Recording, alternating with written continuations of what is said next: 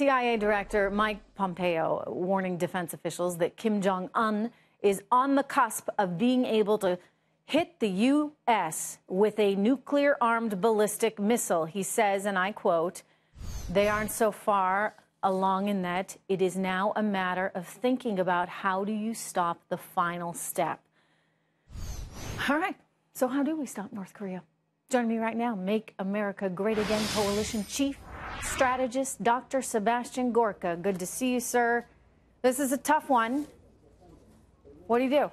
It's one of the toughest. This and Iran are one of our hardest intelligence targets, very difficult to penetrate. But Mike Pompeo is a great American, great director of the CIA, so we have to take his words very, very seriously. Trish, any threat, you have to measure it on two indices. Number one is capability, and the second is intent, because you can have a capability but have no intent to use it against us. But if the two come together, then we have a problem. So if the reports are true, then it looks as if they are on the cusp of capability of having a nuclear device which is deliverable to the territory of the United States. The question is it just saber rattling, or is it more than that? Because if it's more than that, then we will have to take action to make sure that that capability is not used against us. So, Dr. Gorka, what is action?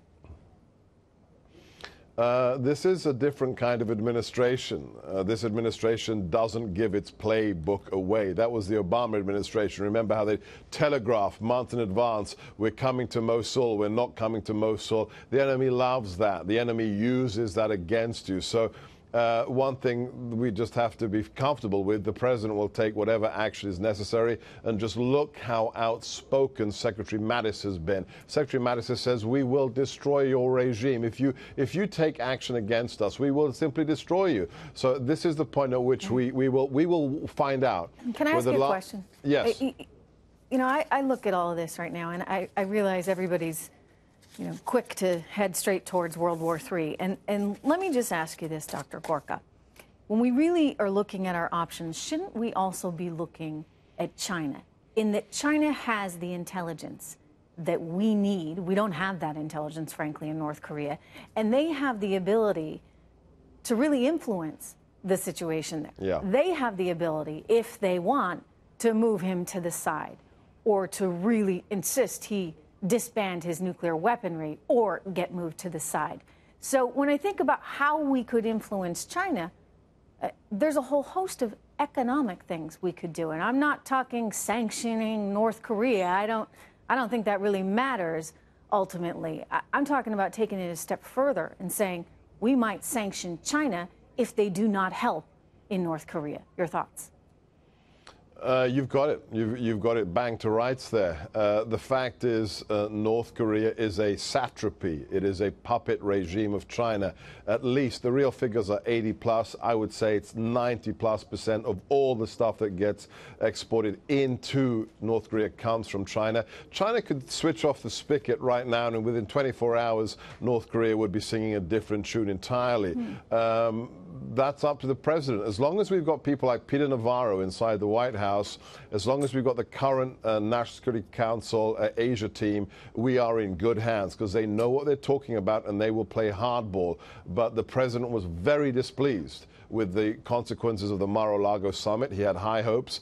Nikki Haley has brought together an impressive sanctions package against North Korea, but that mostly hurts North Koreans, not the regime. No, I agree. So and it's great, right? China and Russia all signed on, so it looks good on the world stage. Right. But we need to take it beyond looking good on any kind of stage. We need to actually see some results, Dr. Gorka.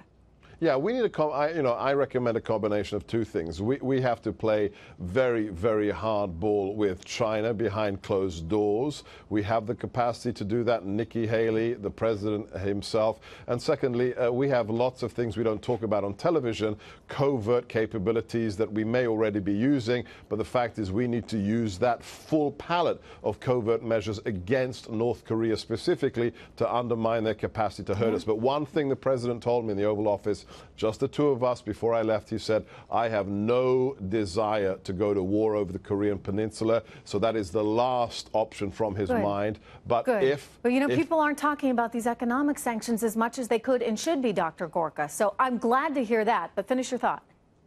No, but as he has made clear, he doesn't want to. But this isn't just up to the president. And if our lives, if the lives of Americans or our territory or our partners and friends are threatened, this is a man who has shown leadership. So a very simple message to little old Kim. Do not test this president. Hear, hear. All right. Dr. Gorka, thank you so much.